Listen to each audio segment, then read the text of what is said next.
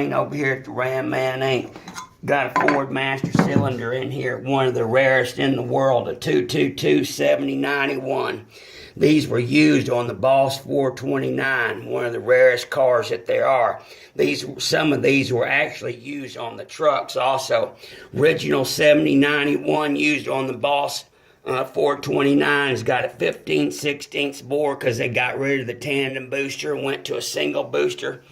And that Master Cylinder originally has ports like a Mopar, 9/16 in the front and 1/2 inch right there. So quite unusual. Most Fords have got a completely different configuration. Of course, this is the lid that came in on it. This is a generic lid.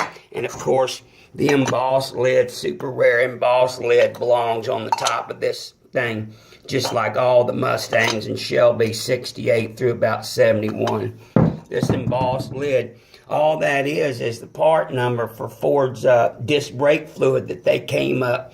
As far as I know, Ford's the only manufacturer that ever developed their own disc brake fluid, and it's a real high performance fluid. So there you go, my friend. Boss 429 coming in for a rebuild.